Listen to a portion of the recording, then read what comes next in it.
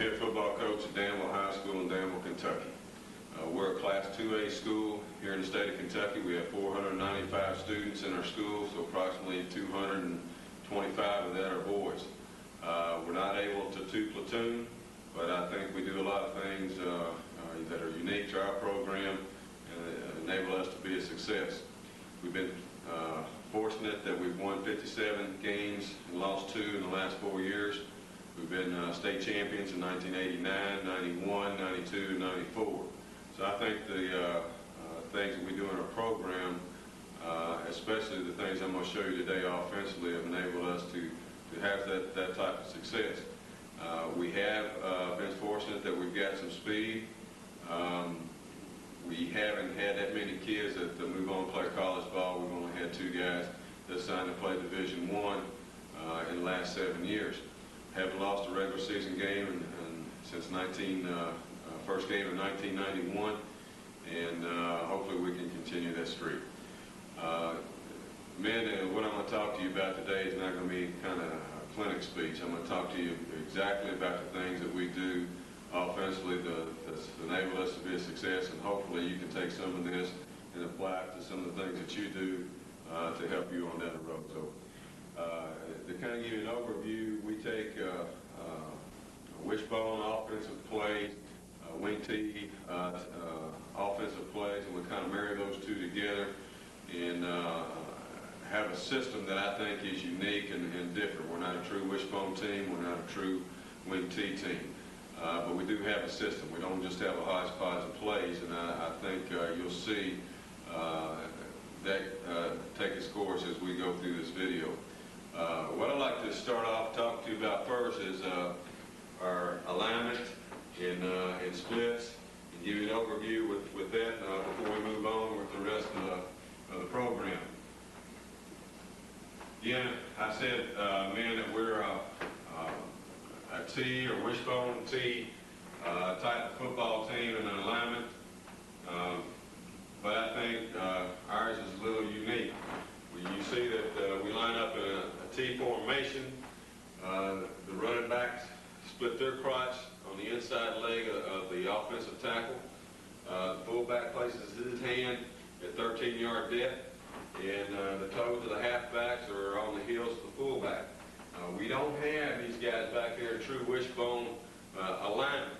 I think that's unique in a way because even though we do run a lot of true wishbone option type of plays, by putting these guys out here, we're better able to get them out into the flat quick to help in our short passing game.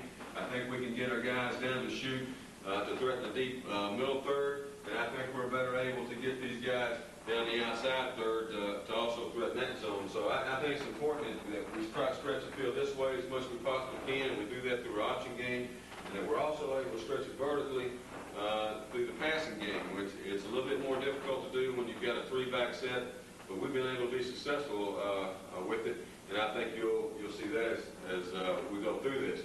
Our splits start at 2 1/2. So our guards and centers are at 2 1/2. Our guard and tackles are at 3, our tackle and our tight ends at 3, and if our tight end can get 4, we like to do that. And of course, we're the same on this side. The center and guard's 2 1/2, guard and tackle's 3, and then we go out here with our split end, and we're usually about 12 yards with that split. Again, the backfield set, fullback's hands are 13 feet. The halfbacks put their toes on the fullback's heels, and they're going to split their crotch on the inside leg of our offensive tackle. So they're out there pretty far. But it's been very good for us, and I think you'll see why it has been as time moves on. Okay? The next thing I'd like to talk to you about is our numbering system. We don't number hoes. We number people. And when we go to number, our center has 2 numbers. Over the right leg is 0. Over his left leg is 1. Then everybody else, we line up over the crack of the butt on the line of scrimmage. So over the crack of the guard is 2, the tackle is 4, the tight end is 6, the left guard is 3, the left tackle is 5, and where the ghost tight end will be on this side is 7. We don't have an 8 or a 9. We use numbers in our play system, but we also use words as well. Our backs are not numbered. Our fullback doesn't have a number. The other two halfbacks don't have a number. We group things in series here. So, for instance, if we're going to run our option game, a triple option is called 22. If we're going to the right, if we're going to the left, it's called 23. If we're going to run our outside veer to the right, it's called 24. If we're running to the left, it's 25. If we're going to run the belly to the right, it's 26. To the left, it's 27. So our read series is our 20 series. Our counter series is our 30 and 40 series. We just do things in series, and our kids just have to remember what it is we're doing. We don't really have a numbering system per se that the fullback is going to hit the 2-hole and so forth like that. So our guys have to learn these in series, and everybody's got their own numbering system, and I'm sure you got the way of doing things that's best for you. But that's the way we do it here. The next thing I'd like to talk to you about is formations. To give you an overview of some of the things that we do formation-wise. I think the way we call our formations is very simple.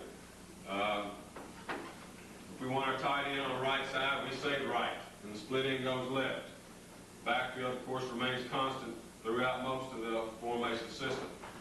So that's going to give us a right there. If we want our tight end on the left side, we say left, and the split end automatically goes opposite.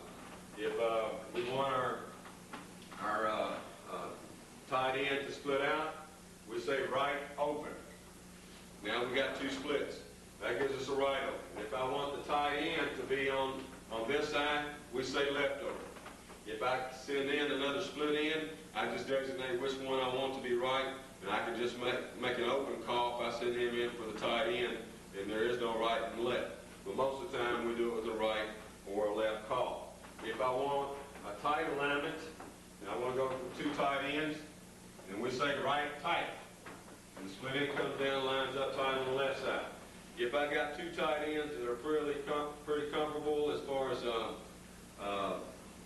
physical ability, and it doesn't really make any difference which one lines up on the right or the left side, then we just tell them, you always line up right, you always line up left, and we've done that in the past. If I've got a split end that's been big enough that I can bring him down and use him as a blocking tight end as well, then we go right and left tight. So if I wanted a particular guy on the other side, if I wanted this tight end on this side, we just say left tight. So that's been real easy for us to do as well. We've got another formation that we use behind the pass, and I say right over. And we got the tight end on this side, and it also brings the split end over. Now I really don't like that much. I don't think it's that smart when you bring the split end over, and now you've got a tight end that's dead on the line of scrimmage as far as secondary is concerned, and he's not eligible to catch a pass. I like it better when we're able to bring the tackle over and send the tight end to the other side. It does create more learning for our people by putting the tight end there and bringing the tackle over and having to split in over here and going to a right over set. However, it does present more problems to the defense. More learning this way. Some years I don't have two intelligent people up in here, so we don't make that move. Because when you do that, the tackle's got to know the tight end responsibilities as far as blocking. When he comes this side, the tight end's got to know the tackle's responsibilities for blocking when he's on that side. It does create more learning, but at the same time, it gives more problems in secondary. Two other formations that we do in our offense, we call star and port. Star, to us, brings the tackle over into an unbalanced, sends the tight end away, brings a split end over, kind of like our overcall we just talked about, but it also takes one of our halfbacks and moves him up into a wing position. Now we got an unbalanced wing T type of alignment that we're able to do wing T plays out of, as well as our wishbone plays, as you'll see as we go on through the video. We call this star. If we're going to do it, if we want to move to the other side and run that formation, we call it port. We're the Danville Admirals here, and we do that with star and port on a ship. It's just a unique way to help our kids remember the formations and what we're getting into. The last formation that we run is a double slot formation, a run and shoot type look. And we put our people up like that, and we just simply call it one back. I mean, that's real difficult for our guys to understand. Those are all of our formations. In this one back set, we're able to use a lot of things we do out of our wishbone type of plays and our wing T type of plays, either by short or by long motion. So that kind of gives you an overview of our formations. What I'd like to get into now is our base play in our offense, which is the triple option. When we run the triple option, we call it 22 if we're going to the right, and 23 if we're going to the left. Again, I'll draw this up out of a right alignment. We'll do it against a 50 defense to give you an idea of how we do things, and then I'll do it against an even front so you can see how we're doing it there as well. Okay, in our system, anytime we get a 50 defense, of course, we like the zone blocking. But what I'm going to tell you now is I feel like it's unique the way we call our plays. If we come up the line of scrimmage, the quarterback is going to make a count from head up our tackle out. Head up our tackle out. So here he's going to count from head up our tackle. We got 1 right there. 1 is that defensive tackle. 2 is that defensive end. 3 is that strong safety right there. And 4 is that corner. So he counts 4 people from head up the tackle out. And that's important to us because that's going to be in our cadence. So when he comes to the line of scrimmage, he counts 4 from head up our tackle out. He's going to come up, his cadence call is going to be set, forward, go. Now the reason that's important is because everybody's listening for the quarterback up here to call out 3 or 4. That's the only 2 calls that we make according to what defense they got, and that designates our blocking responsibilities in the triple option when we go. Anytime we get a 4 call, we're going to zone block that. Anytime our guys hear a 4 call, we're going to zone block on that side. So this tackle is going to zone on that tackle and the play side linebacker. This guard is going to zone on that tackle and the play side linebacker. The center zones on the nose and the backside linebacker. The backside guard zones on the nose and the backside linebacker. The tackle flies, trying to get the free safety. If you can't get the free safety, he flattens out, peels back, and looks for backside pursuit in case we break it. The tight end sprints downfield, trying to get the free safety. If he can't cut that free safety off, and he's already gone, then he's going to fly, and he's going to lead, and also look for pursuit. The split end is going to block the outside 1/3, so he's going to stalk that 1/3. Now the key to it, in the 4 call, with their back, the 4 call tells him he's got to block that strong safety. So he's going to go junction block the strong safety. He's going to take a crossover step. We always take a crossover step in our backfield. These guys will never take a lead step in the backfield. They don't take a lead step. So he's going to cross over. He takes a crossover step, and then he's going to sprint till he gets outside leverage on that strong safety. He gets outside leverage on that strong safety, then he comes and gets it. But he won't come upfield until he gets outside leverage. If he starts upfield at this angle, that strong safety is able to get upfield and force us back to the inside, and we want to try to get everything outside if we can. The fullback, he's going to hit the mesh, outside hip of the guard. Backside halfback, crossover steps, and he's going to sprint parallel to the sideline, just like he's going that sideline. And he doesn't turn it up until he gets a pitch from the quarterback, and then he's going to turn it up. And once he gets a pitch, we're going to try to get him on the sideline if we possibly can. That's ideally what we'd like to do. The quarterback will come out. He reads. His dive key is the tackle. Tackle takes a dive. His pitch key is the defensive end. He takes quarterback. We make the pitch. If he doesn't, he's off and running to the races. And we feel like we got a good seal inside on the linebacker. We feel like we got a good, can get a good seal there. That's a strong safety, and get some running alleys in there. That is how we zone block, and that's how we call it when we come to the line of scrimmage. We count head up the tackle, out. 1, 2, 3, 4. That gives us a 4 call, and that's the way we're going to block it. We're going to zone block it. Now, if we're going to run over here to the tight end side, we're seeing a 50 defense again. We're going to go to the tight end side. We're going to pretty much block it the same way, man. And say we're looking at a 50 defense here. Just draw just this side over here. And we're going to go to the tight end side. The tight end will arc, and he's going to spy that linebacker. Linebacker doesn't come, or he's going up inside, then he goes on to free safety. The halfback, again, is going to cross over. We're going to junction in the corner right there. Fullback, outside hip for the guard, cross over for the pitch. Try to get upfield. We're going to zone in here on the tackle and the play side linebacker. And the backside over here is going to zone, just like what we did on the previous play when we ran to the split inside. So that's how we run the same play to the tight end side. Again, that is a four call. That is a four call to us. Always to the tight end side is an exception to our rule. Always the play side halfback is going to stomp and go block, junction block that corner. The tight end is always going to arc, spy a linebacker to free safety, and we're still going to zone block it there. All right? Now, if we're facing an even front, we're going to play an even front defense. Somebody runs a 40 on us, that changes our blocking scheme a little bit. I'm going to show you how we do that now. Quarterback will come to the line of scrimmage, and he's going to make a call, again by county, from head up that tackle out. All right? You'll count head up that tackle out. By doing that now, he's got one. That end right there is number 1. That linebacker, outside linebacker, is number 2. And this corner is number 3. Okay? So now his quarterback's call is going to be 3. He's going to come up and he's going to go set, 3, 3, go.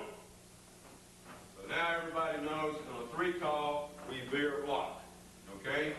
With veer blocking, these 2 guys are going to take care of these 2 guys here. Either by step around or we will double team in there, depending on how good that 3 technique is. That's going to have to be a coaching decision that you have to make.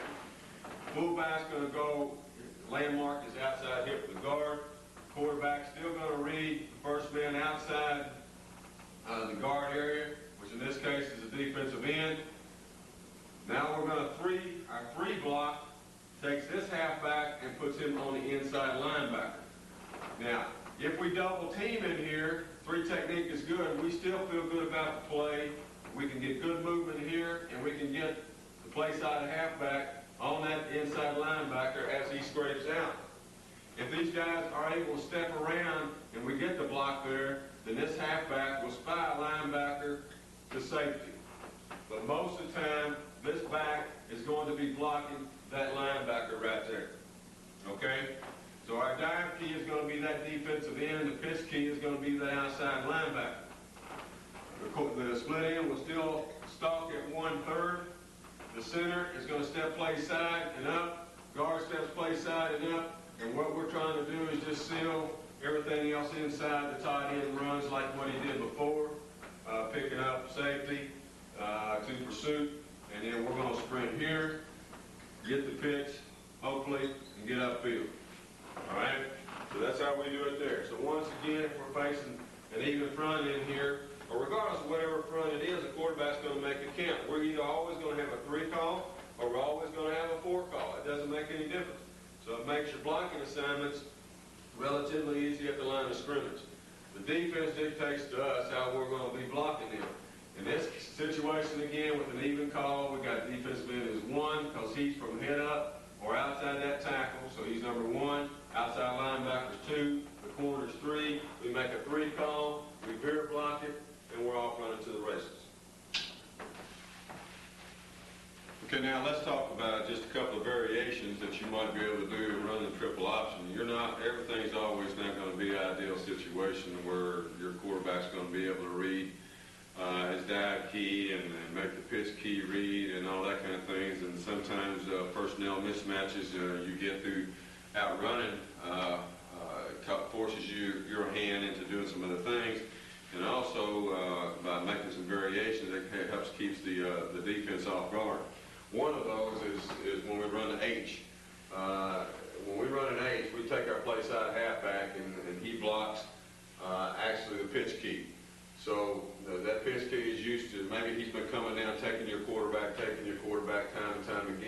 of a sudden you're coming off the line of scrimmage, and you're going to come up, you're going to block that pitch key. And now, if the quarterback gets a pull read from his dive key, which in this situation is the attacker, he can pull it, come on out. Now his next level option is a strong safety. So it gives him a different mode of attack in coming down through there, and helps keep the defense off guard. I think this one's extremely good. Another change-up we do on the tight end side, we'll bring the tight end down on the linebacker, and instead of arcing him and sealing the linebacker to safety, he'll come down and seal linebacker to the inside. We may be facing a good nose guard, and that doesn't allow us to zone block him. If that's the case, we need to go to more of a Veer blocking series, run our tiger call, bring the tight end down on the linebacker, Veer block everybody inside, double that nose, go ahead and H that end, puts him in the quandary 2, come on off, option the next level, and gives us something else to go to, and that's what we call Tiger H. Tiger brings the tight end down on the linebacker, and we can still H it. Now you can run that without an H call, or you can run the Tiger with the H call. This here is what we call a one call. You may be getting a hard corner. They may be rotating the secondary and bringing him up. This situation here, we're facing a cover 2 look. We're getting a hard corner. It's coming hard off that corner to the pitch, and it's causing us problems there. So we make a one call when we get a rolled up corner where he's playing it hard, and now we can still zone block everything down inside. The reads all stay the same. The only difference is now is that corner, split in, and the play side halfback now switched responsibilities. The play side halfback will now block that corner, and that corner will come off and stop the 1/2 instead of 1/3 that he was earlier. Okay, now we're going to get in just a little bit to how we make the reads. I don't have anything in particularly that we tell our quarterback what to look for, when to pull the ball, when not to pull the ball. Some of our quarterbacks like to read the head of the guy that they're reading. If his head comes down toward him, the line of scrimmage, then he pulls it.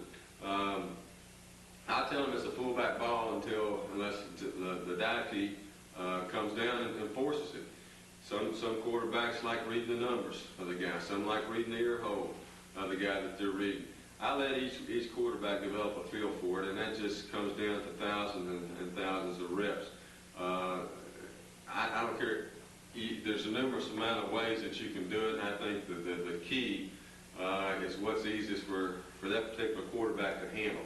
So we've got one quarterback that reads the guy's shoulders. If his shoulders turn to him, then he's going to pull that thing and come on out. We've got others that just tell you, they just see that his whole body coming down in there and he pulls it. So I think that's got to be a preference to your own quarterback.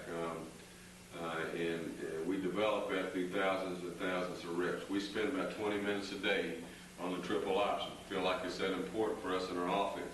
We're not just an option team, but we're a team that runs an option. And, but even if you're going to run it at all, you want to be good at it, and you got to get a whole lot of reps in doing it. So we spend about 20 minutes a day on that. So you can go to different quarterback coaches, people that run the option. You may run the option yourself, and you just got to get out there through repetition and just let your own quarterback decide what's the easiest way for him to read it. And the best way I can tell you is just get 1,000 reps. Now let's take a look at some film footage on our triple option or our 22 and 23.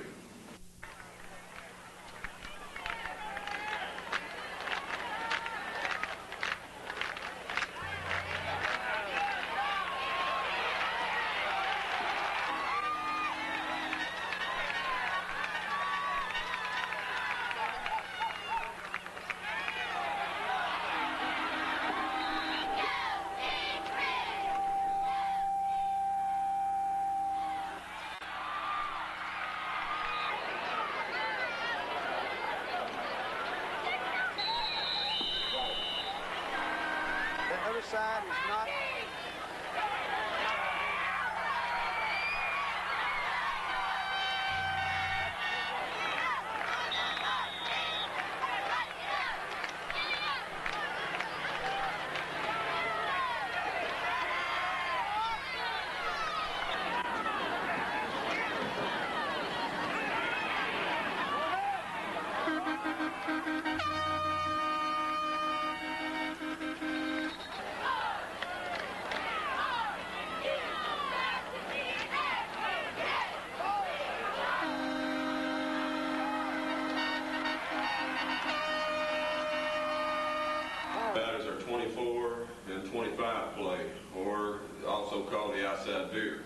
It's a great play to marry up with your triple option if you're going to run the triple option.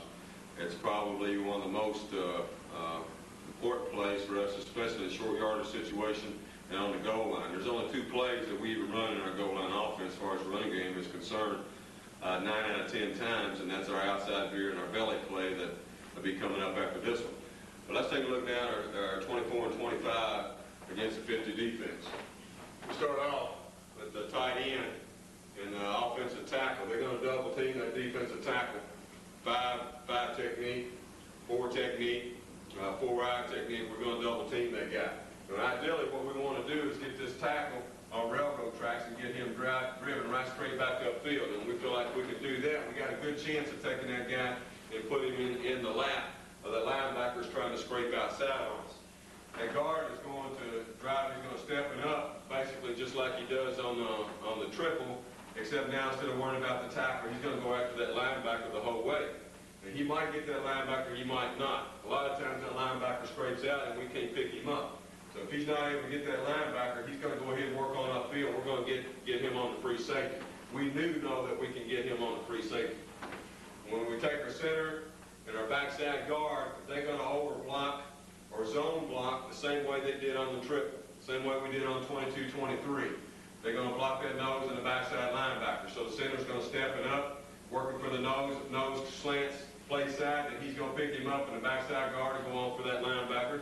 If the nose slants away from the play, then the backside guard is going to pick him up, and the center is going to go on and work up for the backside linebacker. The backside tackle is going to come off running. I ain't even trying to pick up that linebacker. He's not going to get him most of the time, so he's going to flatten out and come on for free safety. If he doesn't get free safety, then he'll continue his route, flatten it on out, and work on over and pick up any kind of pursuit that may be developing if we were to break it and take it on to the house. Play side halfback, as far as I'm concerned, other than the double team in itself, has got the most important blocking assignment on this.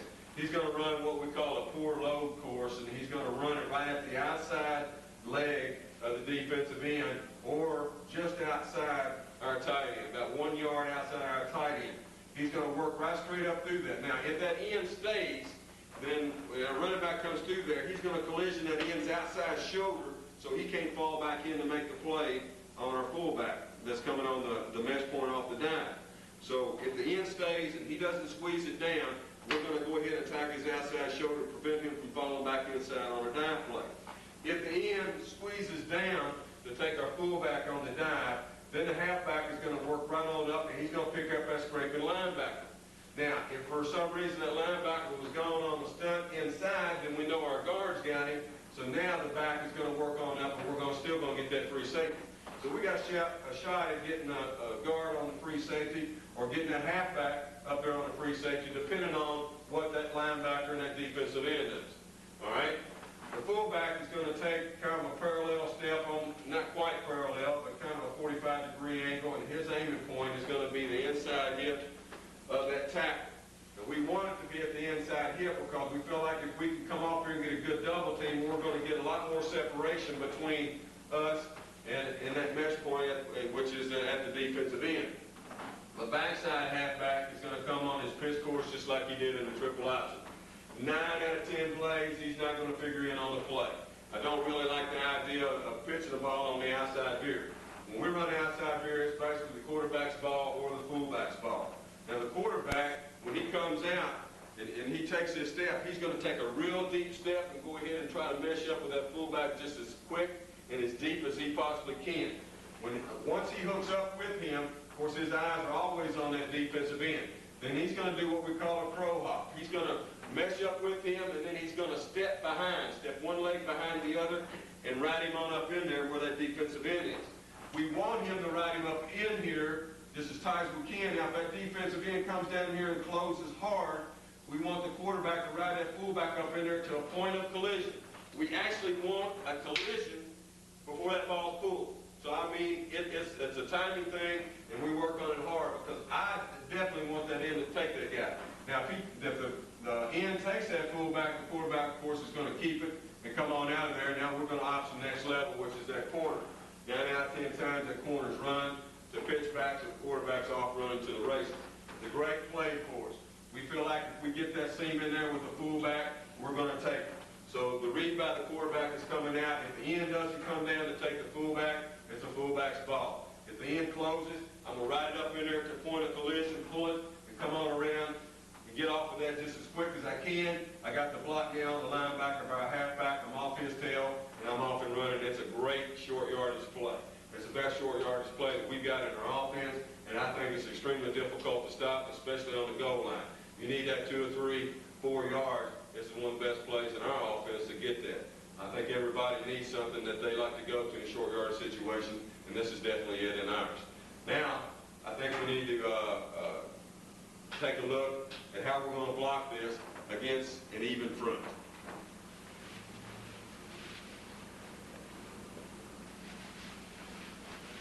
Okay, now by taking this same player, 24-25, the outside Veer, we're going to work it now against an even front. Now, a lot of people think that you can't run the outside Veer against an even front, but I'm here to tell you that you can. You just have to work on it. If you believe in the play, you'll find a way to get it done. And there's no defensive alignment that's going to take this play away from me. I believe in it that much. Now, when we run this against an even front, and then you got a 7 technique sitting in there, a lot of times that 7 techniques is a lot bigger and stronger than that tight end that you got there. And that's the purpose of that 7 technique. So they're saying that you can't block our 7 technique one-on-one with the tight end. And that's fine if people want to do that. Now, we're still going to go ahead and double that 7 technique. That tackle's going to come out, and we're still going to try and get our hips together, and we're going to double that 7 technique, and we're going to try to drive him straight back again. Now, I don't mind so much against an 8-man front if we get him driven down this way a little bit, because we still got a good chance of cutting off that linebacker if that happens. But ideally, we like to try to get him on what we call railroad tracks and drive him straight back. The key block, I think, in this is your guard. Your guard's got to reach that 3 technique. Now, he doesn't have to do a great job, by pancaking him and getting him back. All he's got to do is get in that guy's way. And even if that 3 technique starts running out this way, as long as our guard keeps fighting him, we still feel like we got a great chance to have a good play right here. The thing that cannot be allowed is for that 3 technique to penetrate and mess up the mesh point. So what we want to do here is try to reach him and just run, drive that outside arm up, and try to keep our blocking position between him and the ball carrier. The center's going to step it up and run for that linebacker. Now, there's a good chance that linebacker scraping, he's not going to get him. If he doesn't get him, then he'll go ahead and he'll peel backside and pick up the backside linebacker. This guard's going to step and up for that linebacker. If he doesn't, if that linebacker's gone, he's going to continue to run and flatten out and look for backside pursuit or frontside pursuit if we were to break it. This tackle is going to come down and he's going to try and clip that 3 technique tackle in case he's on a hard slant charge to the inside, and so he doesn't pick up our quarterback on the backside. We're not going to worry about that defensive end or outside linebacker on the backside. We're still going to go ahead and stop the 3rd right there. All right? Quarterback's going to do the same thing with the fullback that he did in the previous play against the 50. He's going to try to hook up with him deep. He's going to pro hop it up in there, and we want to come on up into what we like to say point of collision. But I'll miss the outside linebacker, which is the guy that we're reading, is so far removed from the point of collision, a lot of times you're not going to get that. So if he's got good separation in here, we're going to go on and give the ball a fullback and let that fullback get it. And that fullback now is going to work off the tail of that double team right there and try to get in that seam. So if that linebacker is going to be effective any at all on that fullback right there, then he's going to have to come awful hard right now. Otherwise, he's sitting there and he's playing a guessing game with it. That's fine. If he sits there, he's going to wait till we hand the ball off to make the tackle. We'll take that because we still feel like we're going to get a good 3 yards, and I like the idea of my fullback being at full speed, running up in there with football in his hands, and the linebacker's just sitting there waiting on him. I still feel like it's a great short yardage play. Again, this front side halfback here, he's going to come off on a 4-load course, just outside, 1 yard outside this tight end right here. He's going to look for that scraping linebacker. If that scraping linebacker shows, he's going to block him. Linebacker doesn't show, then he's going to work on upfield. He's going to pick off that safety. Again, I think it's a great play in our offense, and especially in a short yardage situation, I feel like it's very difficult football play to stop on a consistent basis. And I think whether you run true triple or whether you don't, that if you run the outside veer, it certainly would make a great short yardage play.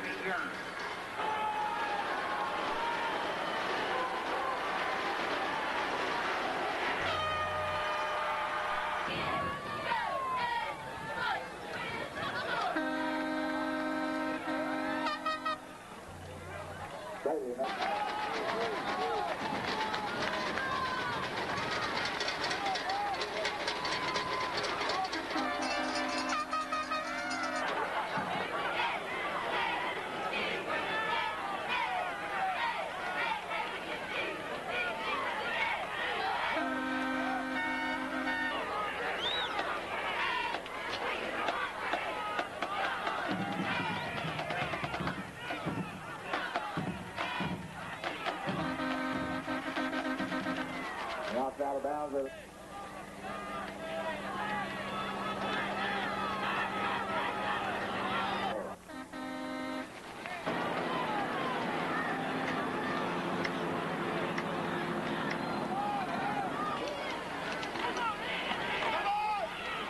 The next play I'd like to talk to you about is a 26 and 27 belly.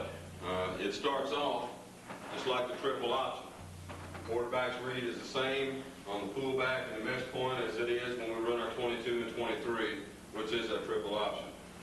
His first read is going to be the man hit up the tackle. Again, it's either a 4, a 5, or a 4-eye. We're going to read that tackle right there. If he closes, then we'll pull the ball and hand to the second back through.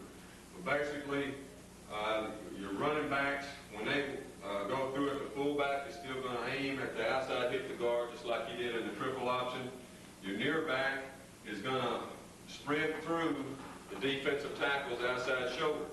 Now, if the defensive tackle closes, then that back is going to go on up for the linebacker and pick up that linebacker, because if he closes, the quarterback's going to pull the ball and hand to the second back coming through. The tight end turns out on the defensive end, so we hope to get a good lane coming through there between that tackle and that defensive end. Now, if that defensive end, the defensive tackle, if he stays out there and he doesn't close on the ball, then we know it's going to be the fullback's ball. If that defensive tackle stays out there, then that back is going to do the same thing as he did in the outside veer. He's going to collision that defensive tackle's outside shoulder to prevent that defensive tackle from falling back in and making the play on the fullback. So he's going to take a course that's going to run him through the outside shoulder of that tackle to the linebacker. All right? Linebacker scrapes outside, and he's got him because now the tackle has closed. We gave the ball to the second back through, and hopefully if we get a good block by the tight end there, we've got a good running lane to go through there. It's a great short yardage play. This is the second play that I told you that we would like to run on the goal line. We basically run two types of plays on the goal line, and that's our outside veer, the 24 and 25, and our belly, the 26 and 27. The blocking is somewhat a little bit different. We're going to veer block with the tackle, and he's going to come down on that inside linebacker. We're going to double the nose inside. The backside guard is going to step and up, trying to get that linebacker. If he can get that linebacker, then that's what we want. If he can't get him, then he's going to flatten out and go for the free safety. The tackle's just going to inside release after that linebacker. If he can get him, great. If he can't, again, he's going to flatten out and go to free safety. The split in on the backside, he's going to stop at 1/3. On the front side, again, we're going to turn out with that tight end. So the most critical block in this play is a block of the tight end on that defensive end right there. And if we can get that block, we've got a great short yardage play, and many times it breaks for a lot more than just short yardage. The only thing that consistently can stop this play, even if we get the block by our tight end on the defensive end, is this corner falling in here to make the tackle. Of course, we got other things that we can opt to go to if that corner starts making a lot of plays on the second man through on our belt. But again, it's a great football play, especially short yardage play and on the goal line, and we use it quite a bit there. Next thing, we're going to talk about this same play against an even front. But as I draw up the even front, I'm going to show you that I really don't like running this play against an even front, and because of that, we'll opt to run an audible and run more of an inside type of belly. We call our ISO belly, and I'll get to that here in just a minute. But now I'll draw off the even man front and show you the 26, 27 and belly against an even man front.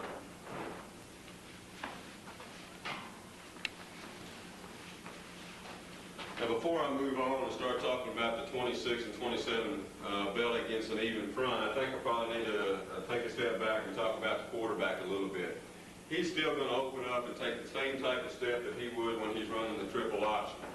His first step is going to be back at about 4 o'clock, and then he's going to make that read on that tackle and ride that man up in there, and if that tackle closes, then he's going to pull it. The big difference here on the belly as a triple option, instead of coming on out now and making the next pitch key read and make his pitch, instead of doing that, he automatically comes off that fullback's read, and it's one little step with the back foot, then hands the ball off to the second back. So there is no read after the first initial read at the line of scrimmage there on that defensive tackle. Now let's move on now and talk about 26 and 27 against an even man front. Now I talked a minute ago, like I didn't really like running this play against an even man front. You can run it, but I think the read is much difficult for the quarterback than it is against an odd man front, and that's why many times I like to audible and go to what we call the ISO belly, which I'll explain and show you here in a minute. But if we run this play against an even man front, if we're playing good personnel, then it's a lot of times it's tough to get. It presents a tough read for the quarterback. We'll double team that 3 technique inside there. He could be a 2 technique in an even front. If he's a 1, we'll single block him and bring the tackle up on the linebacker. But in this case, we're going to go ahead and double that 3 technique and try to get good movement there off the line and get him on railroad tracks. The fullback's track is the same, hitting the outside hip of the guard. The near back is the same, runs the same track. He runs right over the offensive tackle. No one's there, so on the linebacker is his rule. Now he'll be able to pick off that linebacker if he was to scrape. The difficulty comes with the quarterback reading the 7 technique. Now there's no way that we can expect our tight end to take that 7 technique and turn him out. So we have to go ahead and take the tight end and turn him out on the outside linebacker. Now the quarterback's read is on that 7 technique, which is much further removed from the play than if he was a 5 or a 4 or 4-eye technique tackle. With him out here, if this defensive end closes hard, it looks like he's going to try to slant down in our hard and take the fullback miss, and of course we can pull it and hand to the second back. The difficulty comes with the quarterback trying to read the angle that defensive end right there is coming at. This angle, many times to the quarterback, looks like he's coming down for the fullback, and he gets a pull type of read, and he hands the ball to the second back, and then this defensive end is still able to make the play or the tackle on the second back through. And I think because the angle that the quarterback has to read that defensive end takes on presents a problem to us, and it's not a consistent play, I don't feel like, against an even man front, especially when you're playing against a 7 technique. But the blocking basically remains the same for everybody else as it does on a triple option. The center's going to step it up, the backside guard's going to step it up, the backside tackle's going to clip that 3 technique, and the split end is still going to work up and stop that outside 1/3. But again, I don't like the angle that presents us in that quarterback's read. It looks like it will be fullback's ball all the time, but that's not necessarily so. Even if you get good splits a lot of times in there, a stunt that brings this guy down inside right now presents a great difficulty for our quarterback to read. And as much option as we like to run, we get those type of stunts quite often, and therefore I don't like going to it. So what we like to do when we get an even man front is audible to what we call an ISO belly, and we'll actually move our alignments, or as far as where the backs are going to hit as their mesh points, move them in 1 man closer to the football, and I'll explain that here in just a second.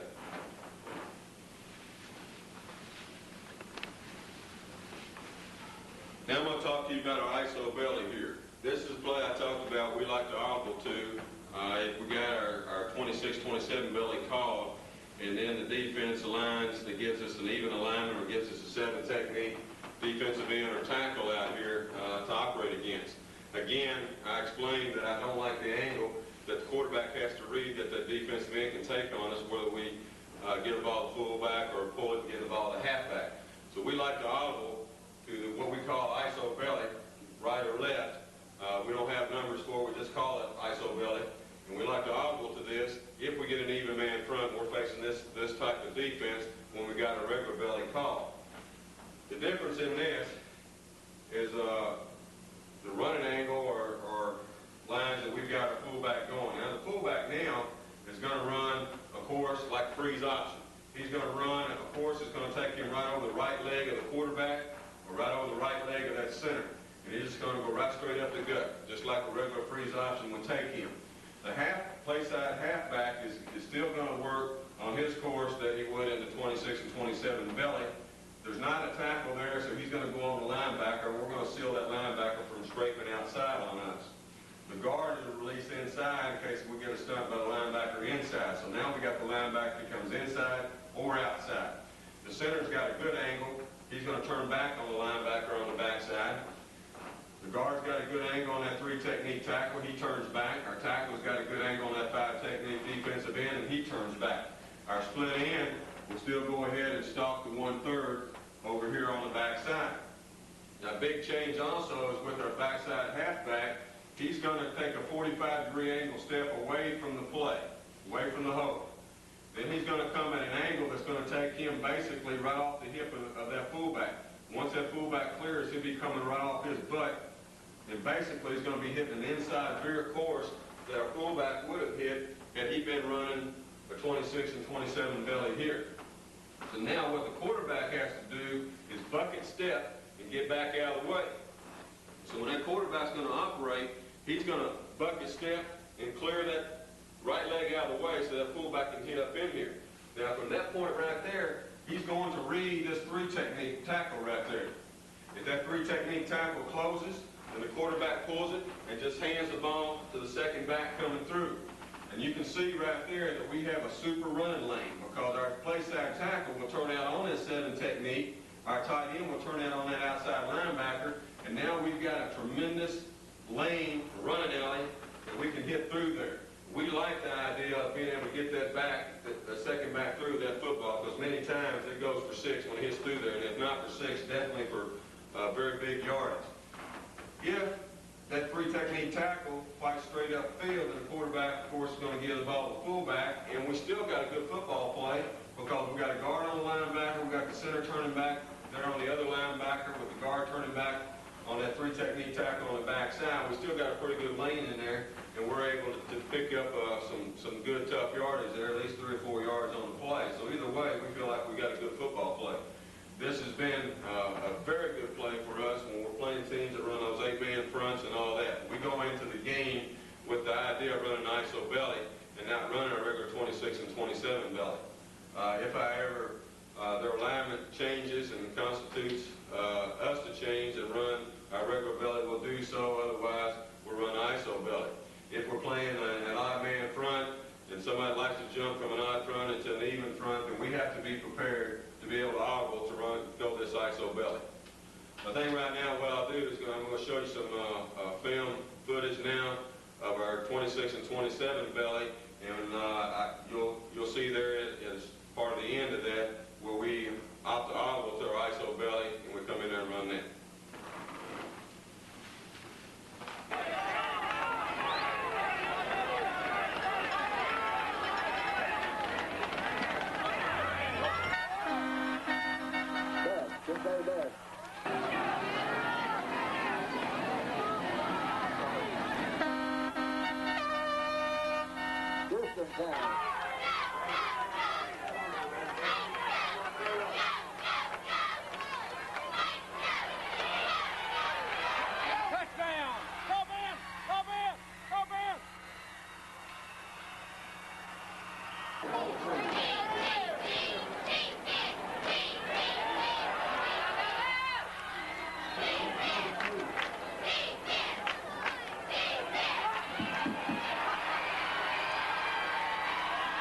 Play, also called a counter dive.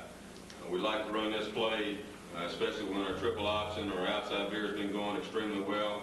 Linebackers flowing extremely fast, and now we like to counter their action on trying to scrape out and get us on the dive and so forth, and come back against the grain and try to get them on a type of counter play.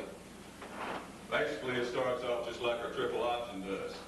Quarterback's going to front out to the fullback like he's coming on the mesh point again, except now he's going to reverse pivot and then come back.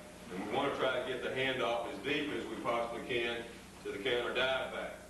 Our counter dive back is going to take one counter step, and then he's basically, his aiming point is basically right over the crack of the offensive guard.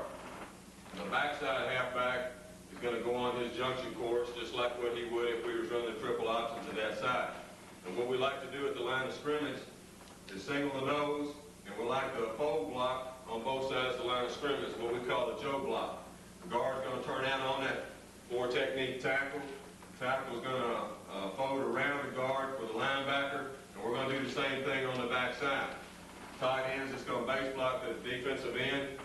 Split end is going to go ahead and stalk the corner. By running it this way, we give that back a two-way go. If the nose guard's not fighting across the center space, then we can go ahead and keep it up in the hole, and we got a pretty good alley to run in.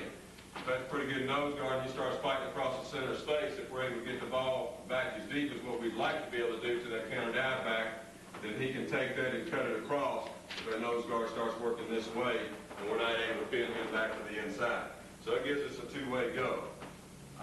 It's a great football play against an odd front, especially against the 50 defense. It's been good for us in the past. We haven't been able to run it a whole lot recently because we're seeing so many more 8-man fronts. I don't like running it that much against an 8-man front. It forces us to do a lot of base blocking in there, and then you got to hit that seam and go. We're not able to get the blocks on the linebackers when we have to base block it up in there. Occasionally we still will run the play and base block it, and hopefully that the action on the backfield is going to take that linebacker out of there.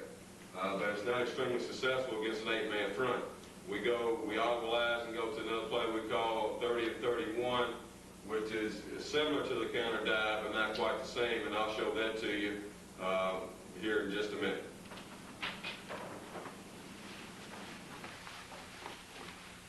I told you that when we run 32-33, the counter dive play, we like doing it against an odd front. So many times we see an even front that presents a few problems to us and forces us to base block, and I don't like that as much. So what we like to go to is what we call our 30 and 31 play. It's a counter type of action again, although it is a little bit different than the counter dive.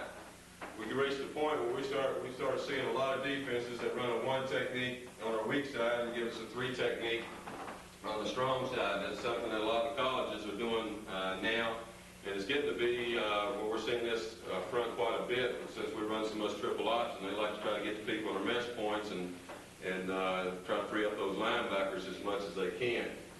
But what we do when we're going to run our 30 and 31, we'll take the center and we'll block him backside on the 1 technique, so he's got a good angle right there. We're going to influence the play side guard. He's going to influence out toward that defensive end right there. The tackle's going to come down on the linebacker, tight end will come down on the linebacker. The backside guard is going to pull, is going to trap that 3 technique. The backside tackle is going to release inside and up on the linebacker to try and seal him, and we're still going to stop the 3rd with the split end. The fullback is going to take a course that's basically like an outside Veer course, but he's going to come behind this halfback here. And we want this halfback to clear first, so he's going to come behind. Away from the dive back, the other back is going to go ahead and he's going to junction like he's going to do on the triple option, and hopefully going to influence this linebacker to come on out there. Quarterback's going to reverse out, come around, hand the football off to the dive back, and then he's going to continue his option course there. And what we hope with this action is that we're going to get some flow there by that linebacker and to be able to cut back across right off that tackle's butt. It's been an excellent play for us, and I think it's one that you'll like. I mean, we like to go to this when we're seeing a lot of even fronts against us instead of running our regular counter dive. So we're going to the game knowing if we're going to see an even front to go with this far more than we would our counter dive. If we're playing a true 50 football team, then we're going to go with counter dive and not even worry about this play in our game plan. Now let's look at some game footage on 32, 33, and 30 and 31.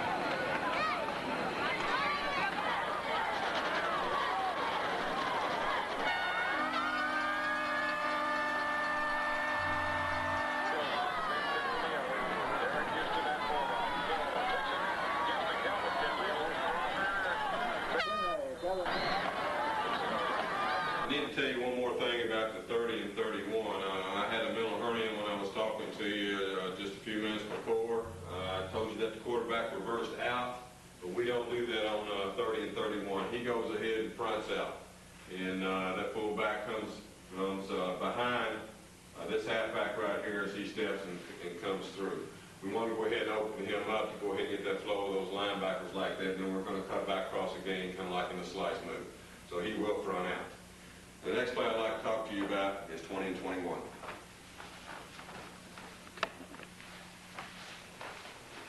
Now I'd like to talk to you about 20 and 21. When we run our 20 and 21, it's basically just a fullback trap off the triple option type look. It's a great play for us, especially if the triple option has been going a great deal. And we just basically want to try to get good cutting lanes back behind the flowing linebackers. Against the 50 defense, we're going to double the nose guard. If we're going to run play this way, we're going to call that 21. And we're going to cut back across the center's left leg, which remember is the one hole. So we're going to double the nose right here. We're going to veer block the tackle down on the linebacker. The backside guard is going to pull and trap the tackle. We're going to inside release up on the linebacker. Tight end's going to go down looking for the free safety. Still going to stop on the backside 1/3. The halfback away from the play is going to take his junction course just like he would in the triple option. And the halfback at the play side is going to sprint laterally just like he would in the triple option as though he was a pitchback. The quarterback's going to open up a tad deeper than what he normally would for the triple option. Try to get the fullback the ball as soon as he can, but at the same time continue on down the line and try to make it look as much like triple option as we possibly can. It's not, many times it doesn't break for big yardage, sometimes it does, but it's a good short yardage play for us, and it's one way to make those linebackers stay honest and stay at home and quit flowing out with their triple option so much. Now I'd like to take a look at it against an even front.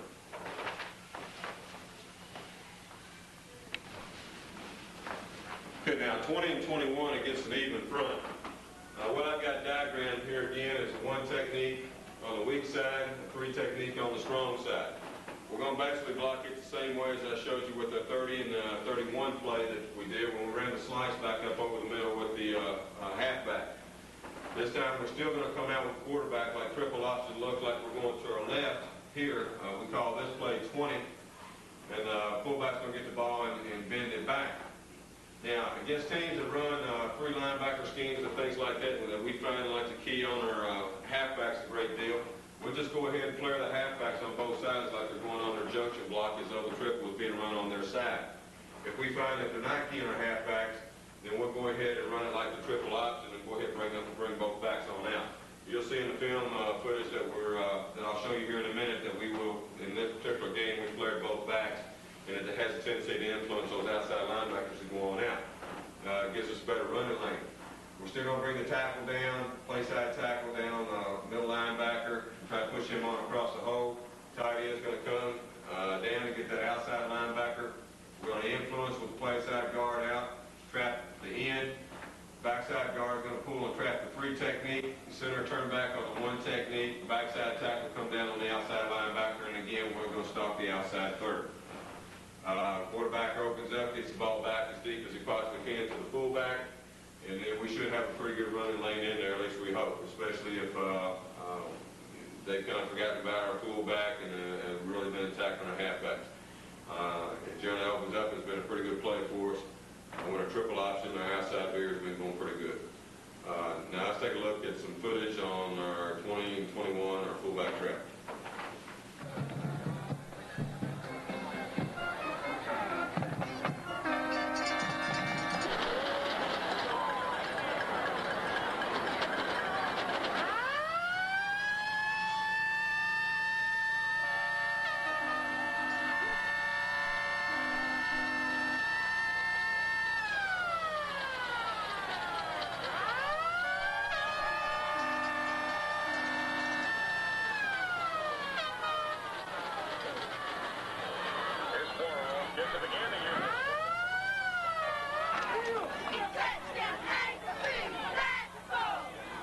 About our 44 and 45 play. I think it's a great misdirection play, especially when you find linebackers flowing extremely hard. We've got 3 misdirection plays as far as the running game is concerned in our offense, and that's the 20 and 21, the 30 and 31 I've already spoke to you about. Also along with the counter dive, the 32 and 33. And this is the last of our basically full misdirection plays, and I think it's a very good one. The Washington Redskins kind of made it famous with their one-back play and what they call their counter trade, but we do the same thing out of our 3-back set. What we do basically is the quarterback will open up just a little bit deeper than he normally would on his, like he's going to run 23 or the triple option again to the left. We're not going to seat the ball into the fullback. We're going to expose the football, and hopefully with the flow of the fullback going, it's going to draw those linebackers coming on a pursuit angle. The backside halfback is going to come on his pitch course, and he'll come a little bit deeper than he normally would to clear for this back that's coming across. The back getting the ball, he's going to counter step, and it's going to come behind the fullback, get the ball from the quarterback, and going to work up here in the hole, run off the tackle, tight end double team. Again, we're going to double team down with these 2 people, try to get this tackle on railroad tracks and get him driven back upfield. Play side guard's going to reach for the play side linebacker. Center's going to reach on the nose. We're going to pull the backside guard to trap the defensive end out. Hopefully this defensive end's going to be coming across, and we're going to kick him out. Then the backside tackle is going to pull, and he's going to lead up inside and block on the first thing that shows. Many times it's this corner that's falling back in here to try to make a play, and he's able to get him. If not, sometimes this linebacker can recover and gets over the top of a guard, and the tackle still got a good chance to make that block there. Key thing is, so if we're playing a reading defense, if this tackle doesn't hip pocket us and come on down in there, is the fullback has got to come off the butt of that tackle. He's got to come right off the butt of our pulling tackles, coming across there and seal on that tackle right there, so he can't come on down and jump in our hip pocket. The split end is going to go ahead and stock the third again, just like he does on just about everything that we do. Critical block here is if we're playing a read defense, and we got to get that block right there. Now, if this tackle is doing a tremendous job and really getting in this guy's hip pocket, then we don't have to play. But most people that we play don't play a reading type of defense, therefore they don't jump in his hip pocket. It winds up being a very good misdirection play for us. Now I'd like to show the same play to you against an even front.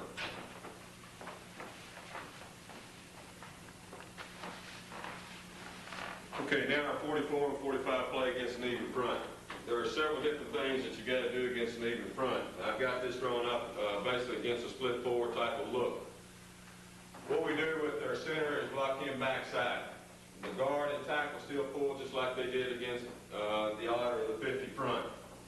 On the play side, what we have to do, since we got a 7 technique here, we're not going to be able to really double team him out of there. Because we do, we're going to wind up with one guy free inside that causes problems. So we're going to take our tight end and turn him out on the outside linebacker. Our tackle is going to block down on that 3 technique, and we're going to release inside with the guard up on that linebacker. And we have found that a lot of teams that we play, if we double this guy or we try to step around right here, this linebacker's got time to come through and make the play because we don't have anybody blocking on him since we got the center blocking backside. We are giving up one linebacker in this, but hopefully with the flow of the fullback attacking in here, this linebacker is going to begin his scrape right there. And we get that 95% of the time. The key is getting this guy blocked right here when you're playing an even front or a split forward type of defense. So we're going to block down here. Many times when he releases inside, this guy's going to squeeze down. It's going to make his block a little bit easier. So this tackle will just go ahead and cave him right on down the line of scrimmage. The key part again, the guard's got to pull. We've got to trap that in. Our 7 technique working upfield. The tackle's going to lead up inside and block the first thing that shows. Split in on the backside. Again, it's going to stalk that third. It's a great play for us. When it breaks, it generally breaks big. Sometimes you get caught, but you know, that's the same with just about any play. I think it has been a good play over the past 7 years for us in running our offense, and I think that you find it to be one as well. You can run this just about out of any kind of offensive set, the one back, the I, the split back, and of course the three back set that we have here. Now let's look at some film footage.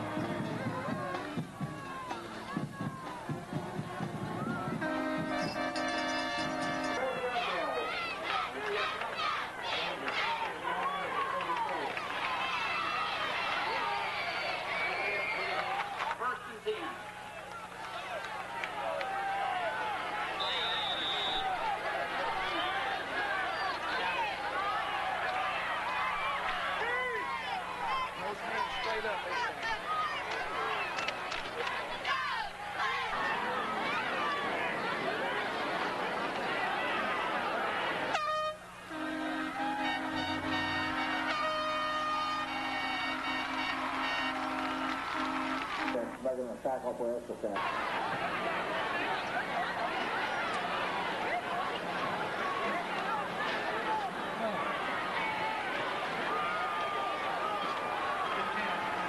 At the Bullies 34-yard line.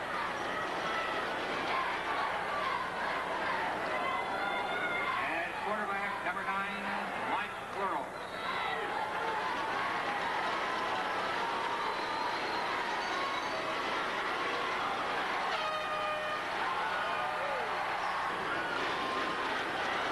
Man, I think everybody has an offense, has one play that nobody's going to stop them from running.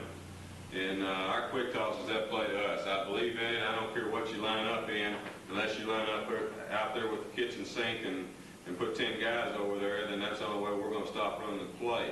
But we're going to run quick tosses as much as anything else that we run. We're blessed that we've got a little bit of speed, and I'm going to challenge you with our speed out there all the time. I know there's times that the play's not going to go, but even when we don't break it big, it's generally a pretty good gainer for 3 or 4 yards. Most of the time, however, we break it for more than that. And I'm going to run the quick toss at you 8, 9, 10 times a game because I'm a believer in it. No one stopped it yet, and I think it's an extremely difficult play to stop. I think it's a safe play to run, and I think it can do a lot to slow down pursuit when you're trying to do other things with your offense. Well, I've got it drawn up here against the 50 defense. Now, the quick toss is as old as the hills. It's been run since football's been a game, probably since Princeton played it the first football game years ago. We're just going to get out and run. There's nothing fancy to this play. Our end is going to hook that defensive end right there, and if he doesn't get the hook on him, then he's going to stretch that thing to the sideline as much as he can, and our back has just got to be an athlete and got to cut off of him. We're going to pull that onside tackle, and he's going to come out there running, and he's going to kick out that corner right there.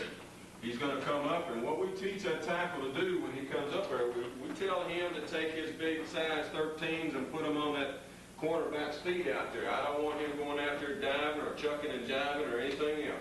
I want him to put his feet on his feet, and that's what we teach him. The guard, we'll pull the guard most of the time. We don't always pull him, but we like to go ahead and try to get him out there and let him turn the corner and try to cut off any kind of pursuit angle that he can. The center's got to reach the nose guard, the backside guard. There's times that we pull him again. We try to run him up through the alley there and pick off the linebacker. And if he can't get the linebacker, he flattens out and goes for the safety. Or he just may pick off anything in there that's trying to blitz on us. There's times that we don't pull him. But we do like to get both those guards out and running.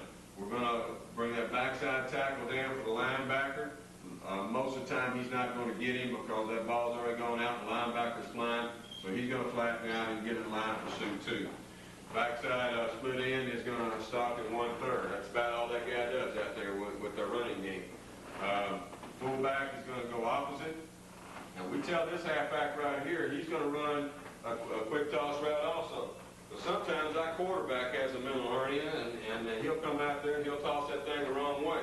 So we want the back that's not getting the ball to run the quick toss action on his side, and just as like he's going to get the ball and go himself. There has been times that we have tossed it out there, and instead of tossing it to the the side we're supposed to, and he's caught the ball and at least made something out of it, or at least we haven't given up the ball and it's laying on the ground somewhere. This back right here, he's going to open up, step, he's going to catch the ball. By the time he gets the ball, he's almost outside that tight end already. Because our alignment now, if you remember, we're splitting the tackles inside leg. So when we open up and we start to run, we're out there a pretty good distance. So the quarterback's got to reverse out and get that ball out there to him as quick as he can. And once that back gets the ball in his hands, he's got to be an athlete and go. Now I'll show this to you against an 8-man front, and then we'll look some film tapes. Against an 8-man front, that back's got to get out there and find the seam. Because you can tell we don't have as big an alley running as we did against that 50 front. The end is going to go ahead and block that 7 technique. Now, ideally, we like to get that end reaching and running just as much as we can. And sometimes we'll take that in and go ahead and reach and run on that linebacker and bring that tackle for that cornerback and bring that guard right there for that 7 technique. And that's been very successful for us at times, too. But this is the way we start off blocking. If we're playing some teams that have got some pretty quick people, then we're going to have to block it like this. If we're quicker than they are, then we'll go back and block the other way I just talked about.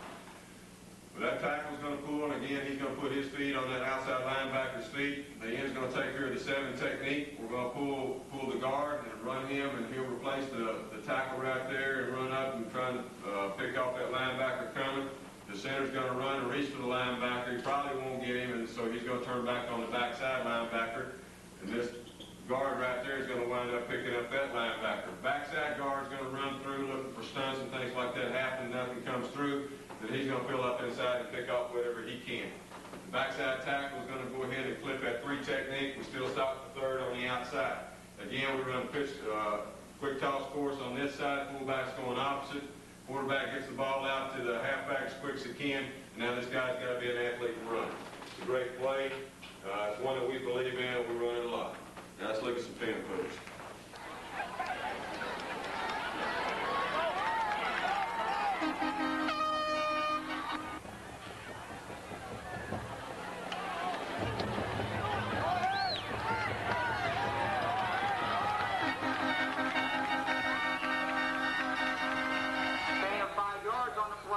Face mask penalty, 15 yards, puts the ball on the Rockets' 33-yard line.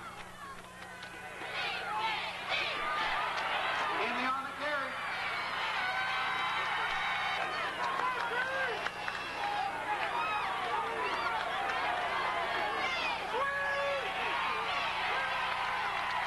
On the carry for the Admirals.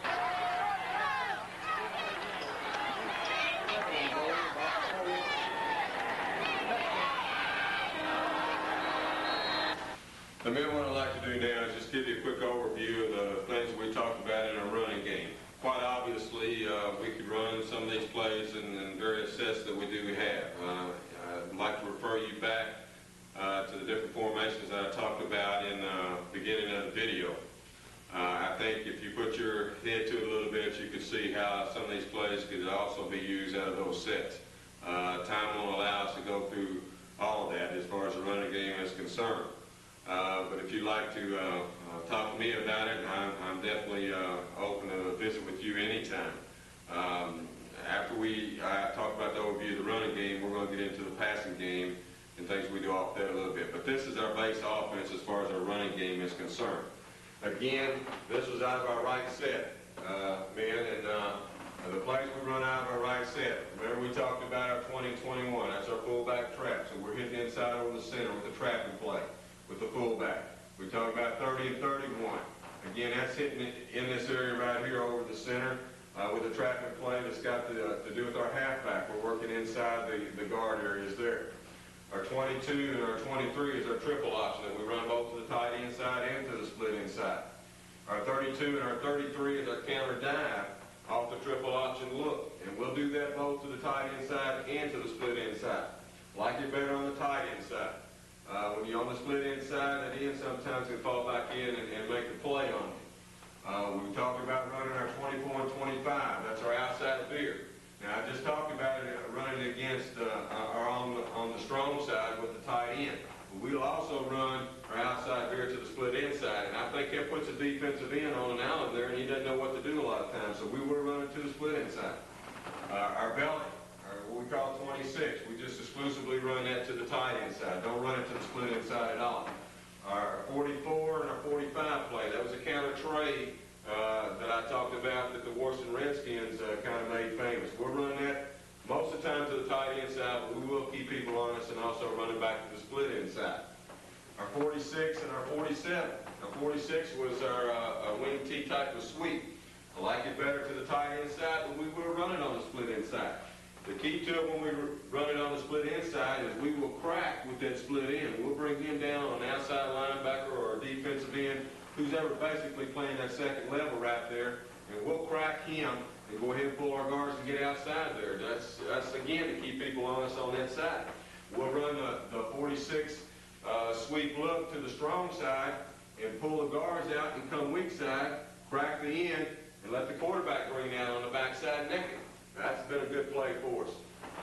And then, of course, we talked about our quick toss. We'll run that quick toss just about against any kind of defense. I like it, especially on the strong side. But again, we will run it on the split side. And I like running down unbalanced to the weak side. And when people start to overshift on us, then I feel like if we get two people that's outside here, and maybe one guy deep, we're going to come back and run a quick toss on the weak side away from our unbalanced.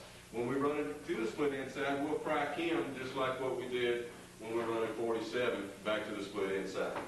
That's kind of an overview of a running game. I think you'll see that we can keep defenses pretty honest with the things that we do. I drew most of it up against to our tight end formation, but we can run these plays back to the split inside as well.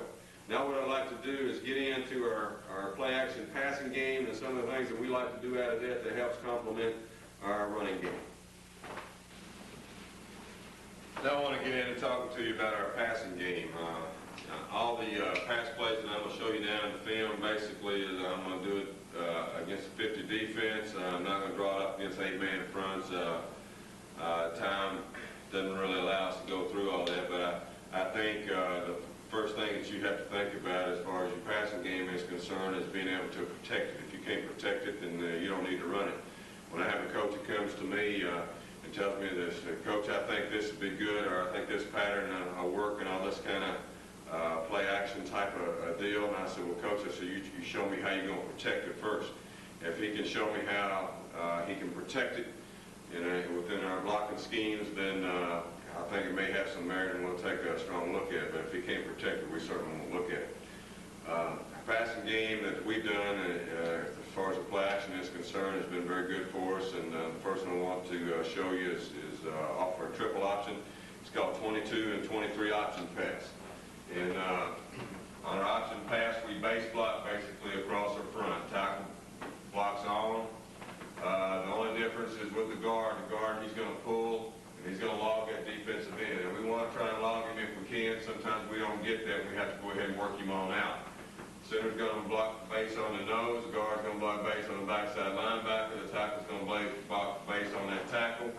We're going to arc the tight end on the backside, give him a pass key read, and that'll loosen that end a little bit for us as well. He won't be in quite as hard on us. The backside halfback is going to come hard on his pitch course. Fullback is going to come just like he does when we run a triple option, or what we call 22. He's going to come up in here hard. If that linebacker is blitzing, he's going to pick him up. If he's not blitzing, he's going to come on through the hole and he's going to attack him. The play side halfback is going to run what we call a poor load course, and he's going to bend that thing on out into the flats, and it's going to be a short type of flat pattern. We don't want to take that thing deep. Our split end is going to run a go or a fade route on this side. He'll come out and appear to be like he's going to stop that guy like what we do so many times, and then he's going to go ahead and get on his fade route. The quarterback's going to come out. Now, he's not going to ride the ball up in there by the fullback, but he is going to show the ball to the fullback, and then he's going to come off him. As soon as the quarterback steps behind that fullback, he's going to be off about 1 yard from the line of scrimmage, and then he's going to be reading that strong safety right there. Now, if that strong safety flies hard and comes up for our pitch, then we're just going to give a little soft lob pass over his head and complete that ball right here to our halfback coming out. If that strong safety is going to feather it on out, see what we're going to do before he attacks or he drops back, then basically what we're going to do from that point there is the quarterback's going to yell go. Now this back is going to turn and block on him, and the quarterback's just going to try and run the football and get what he can get. Now, quite honestly, generally we don't get a whole lot if we have to do that. But this has been a good play for us when we're getting a lot of pressure from that strong safety or that outside linebackers coming up trying to attack our pitch support. If we're facing a team that instead of playing with the strong safety right there, gets in to cover two and gives us a hard corner, and the safeties are back in half coverage, if we get that kind of look, then quite obviously this play, as far as him bending that route out there to the flats, is not going to be very good. So it's automatic for us. Anytime we get a hard corner, we're automatically going to go right here to the fade area, and we want to try to hit that about 18 to 20 yards deep. Our guys know that if we get a hard corner, quarterback is going to forget all about the halfback coming out now. We're going to go to the fade route altogether. And just since he comes off that back right there, right now we're going to go ahead and get that ball.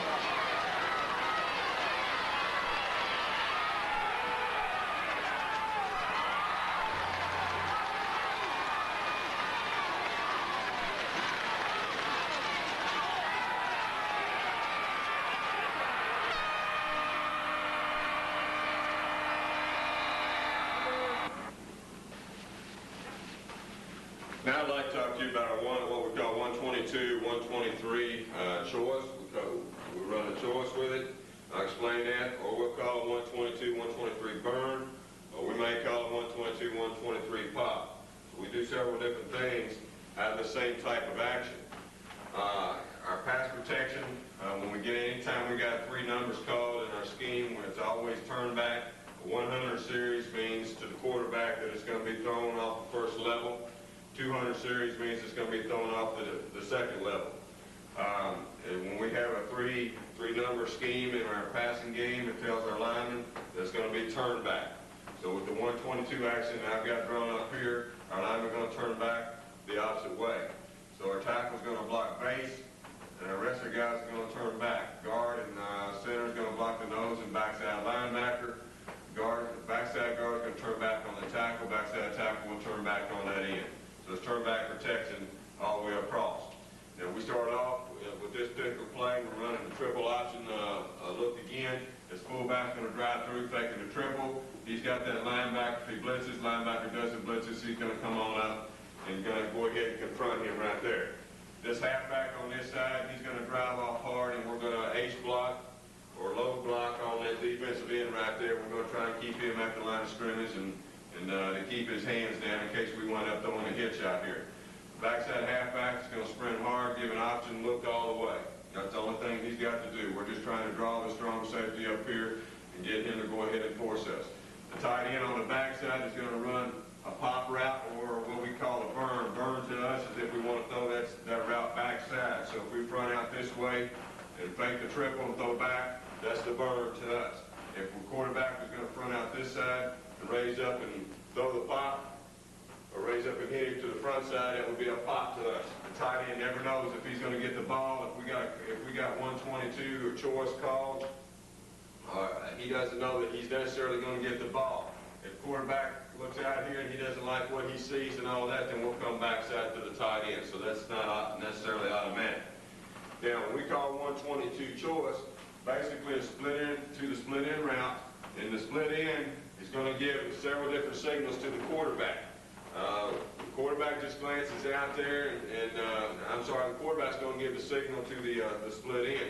If the quarterback thinks that we can get the fade route in there, then he'll touch his face mask, and now when he does that, the split end is going to go ahead and run the fade, or what we call the go route. And we're going to run it any time we got the corner that's up here, he's playing a hard corner on us, or he's up tight and to the inside, we're going to go ahead and try to get the fade route on him right there. All right? If a quarterback comes up, he looks out there and he sees that the cornerback is kind of laid off a little deep right there, and to the outside, then he's going to give put his hand on the opposite hip, and when he does that, we're going to run the hitch and we're going to take it away from that corner. We're just going to hitch it up inside there. So the quarterback will come off there. That fake to the fullback will raise up and pop him on the hitch. It's going to be about a 5-yard hitch right in there. All right? If he comes up, if he finds that the corner is kind of laying off deep, a little bit deeper to the inside, you know, maybe he's off 6, 7, 8 yards, but he's laying off to the inside a little bit, then he's going to place his hand on the outside hip. When he does that, it's going to indicate to our split end that he comes out and he's going to run the speed out right there. And that's going to get us about 5 or 6 yard pattern. And so basically, we're going to throw where he's not. It's kind of an old run and shoot type of approach, throw where he ain't. And that's what we're going to do out here. If for some reason the quarterback comes up and he doesn't like anything that he sees out here, maybe they're up in some kind of covers that we've not haven't seen anything like that, then he's always got the option to come back here to the tight end. It's been a good play for us, and it's a consistent play. The thing about it, the covers can't take it away from you 90% of the time because you dictate what kind of pattern that you're going to run.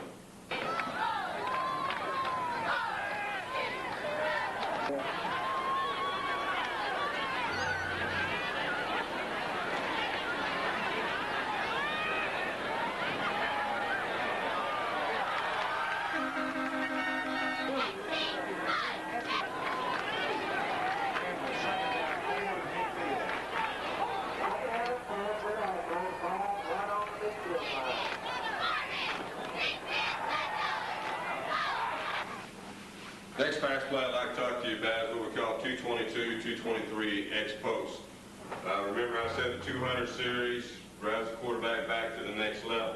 Now all the action is going to stay the same as it did on our 122, 123 action, with the exception of the quarterback. The quarterback, after he comes off the fake of the fullback, is going to take 2 additional steps. It should get him about the tackle box, and then he's going to come back 1, 2, 3. In the process of coming back, off the fake of the fullback, he's going to read free safety right here. If the free safety deepens or works over, then he's going to come back, work the tight end. The tight end is going to drive up about 12 to 15 yard depth, and he's going to try to find the void area right in there in between the linebackers. If he finds he's got man coverage on him, then he'll go ahead and run on across the set. The split end is going to drive up about 6, 7 yards, dip to the outside, and bring it in on the post. So whatever this guy does right here in the free safety, he's basically wrong as far as the quarterback is concerned. If he flows back or jumps to the split end, then we're going to come back underneath to the tight end. If he was to settle, flatten out, or maybe he thinks and run, and he's coming up hard for run support, then the quarterback's going to go right here to the post pattern. I think it's a very good pattern. We made one slight change with the pattern very late in the season, and we never did wind up actually throwing this particular route right here. We had this tight end on a flag route running the other way, but it was the quarterback has to have such a great arm to be able to throw that ball all the way across the field right like that, hitting him on a flag route. And we just didn't feel like we had those capabilities, so we changed it toward the end. So I won't have a cut up on this particular play, but I think it's one that can be a very good one. I think I will have a cut up on showing you our post route and how the quarterback comes off the fullback and all that, but you won't see the square end by the tight end. But I do think it's one.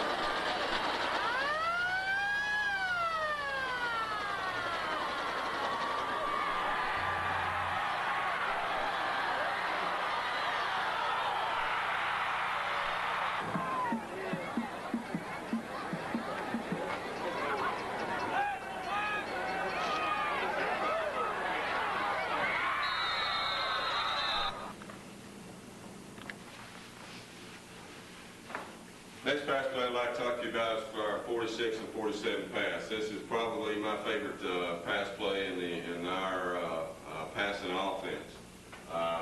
Remember back earlier when I talked about running a wing T kind of sweep out of a full house set, and the only reason that I set up basically run it was to set up the Waggle pass, and this is basically what our Waggle pass is. If you look at we're not going to pull the guards out like we do on our sweep. I go for maximum protection on just about everything we do, and we see so many 8-man fronts, I have to keep the guards in there, so we don't pull them out.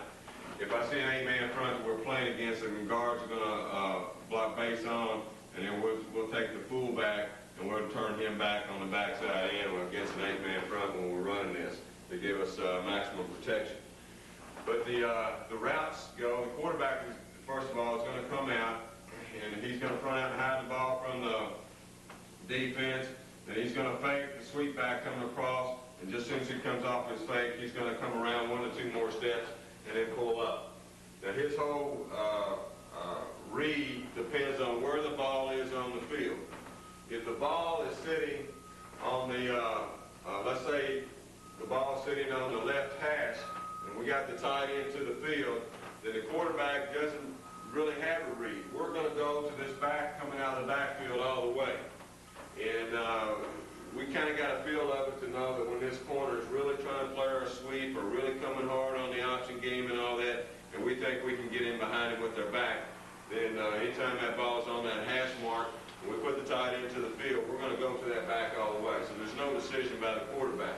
So after he comes off the sweep fake, he's going to pull up, and he's going to throw to this back out here all the way. Now we want the back, if that ball is on the left hash, tight end against to the field, we want that back outside the hash mark, over close to the numbers, where the numbers will be on the field when that ball is thrown, and that ball is going to be thrown somewhere around 30 yards downfield. But we want to try and get him over on the numbers. We want to get that separation between him and the free safety, and we want to get that stretch for the corner. And again, I think it's a difficult route for that corner to cover if he's not expected it to come at all. The tight end is going to try and get an inside release if he can. If he can't, he'll take an outside release, but he's going to drive up the field somewhere 12 to 15 to 18-yard range, wherever he can best get the field of free safety. Now, the tight end is going to read the free safety. If the free safety deepens and drops off, then that tight end is going to hook it up somewhere around 15 yards, okay? And he's just going to button hook in there and turn around and face the quarterback, all right? If that free safety is coming hard for run support, or he works over the top any kind of way at all, then that tight end is going to go ahead and take it right on down the middle seam of the football field. So if tight end feels he can beat the free safety deep, he's going to take it deep. If the free safety is backing up, then the tight end is going to hook it up. Now, when do we go to tight end? If the ball is sitting in the middle of the field, if our formation is basically in the middle of the field or close to that, then the quarterback is going to forget all about the halfback. If we don't feel like that with the halfback, the ball sitting in the middle of the field, and this tight end is close to the hash mark on that we got enough room to operate over here to actually throw the football. The back can still go ahead and run his route, but now the quarterback's going to forget all about the back, and we're going to go to the tight end all the way. So all the quarterback has to do is just look at the tight end. If that tight end hooks it up, he's going to throw it to him. If the tight end runs deep, he's going to throw it to him. And that's basically where it is. So the tight end is actually doing the reading and the route. Split end on the backside is just going to run the comeback. Now, we run this out of one back. We'll run this out of our unbalance. We'll run this play to the split inside. And I'm going to stop right here just a minute, and I'm going to draw the play up to the split inside and show you how the split end is actually doing now what the tight end was doing.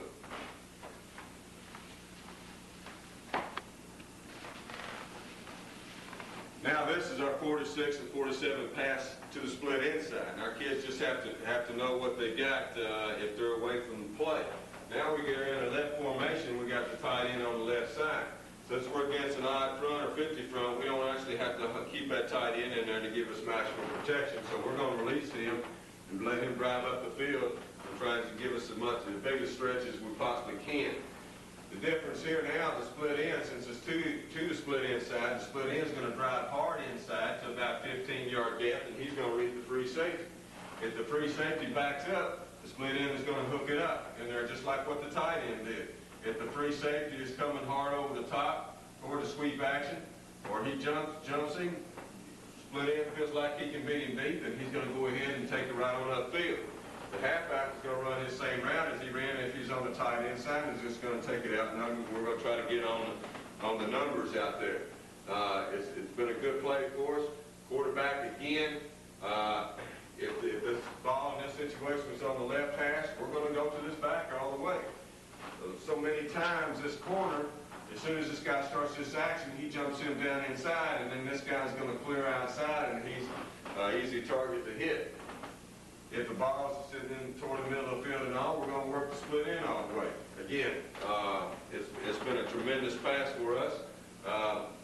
If we was to run the play back here to the tight end side, we can run it sometimes with what we call a switch call. And the tight end and the halfback just switch responsibilities. So you can tag this play with whatever that you like to get out of it, and when you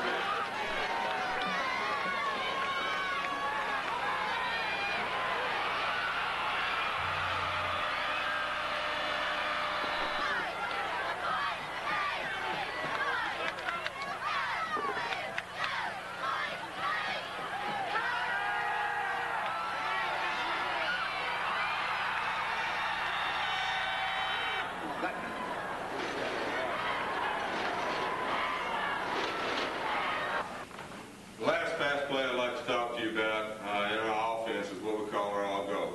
Now, I've got this drawn up against a 40 front and against all kinds of pressure and coming up there. We have found recently people are really gambling and trying to do anything that they can to stop our running game with our offense. Our running game has been so potent with the things that we've done. And a lot of our opponents now are really starting to gamble and putting 10, 11 people up there close to the line of scrimmage and just daring us to throw the football. And that's fine with me if they want to do that. You just have to be, I think, a little bit more patient with some of the things you're doing, and eventually you're going to break it. But there's a few things that I like to also do to get them to back off of us and respect our passing game. And as one of those is all go. And really, it's the only pass that we have in our offense is just a straight drop back by the quarterback. The quarterback's going to take a three-step drop, and the tight end is going to take off, and he's going to go up the seam. Halfback, Veer, is going to take off and go up the seam. Split end is going to take off on a go route or fade type route. The quarterback's going to take a three-step drop, and basically we're going to try and hit this back right there about 10 to 15 yard depth. All we want him to do is just get clearance on the other side of these linebackers here in the strong safety, and try to get clearance on him there and do that. With them bringing a free safety out of center field and try to stop our 46 and 47 pass and our sweep and our outside veer and things that we run over there, they're taking a great gamble when they do this. And if we can just kind of get it out there, sometimes even if we don't complete it, we scare them enough that want to put that guy right back there in center field again, and it helps take the heat off of us. But we have completed that pass several times, and it has helped with taking these 10 and 11 man fronts away from us. It's very simple to run, and it's been good for us. And man, that's all I have to talk to you about in this video. I think that if you take some of the things that I have offered and can apply them to your offense, I hope this tape has been worthwhile for you. Again, we have been a very successful program here at Danville High School for past several years now. Being 90 and 10 over the last 7 years, I think says a lot for our program. And the one thing about our offense that I feel like is a little unique for us, other than running a regular wishbone, is by again the alignment of those backs. And I think you can see on our film and the things that we do by having those guys out so wide and up a little bit tighter to the line of scrimmage, that we're able to do some things that a regular wishbone team will not be able to do. And it's quite obvious now, men, that we do a lot of other things in our offense. We run, again, one back. We do the unbalanced. We go open set with 2 split ends and all that. It's quite obvious that I haven't drawn up every play and things that we do in our offense, but this is the basis of everything that we do. This is our base offense period, and it's a great starting point. And if you go into the season and this is all you got in your offense, I still think you have a great offense. If I can ever help you in any way, I'd be glad to. Here in just a minute, I'm going to put my address and phone number and things on the board. And again, if you like these tapes enough that you'd like to come visit us, I'd certainly be glad to spend time with you. Thank you very much.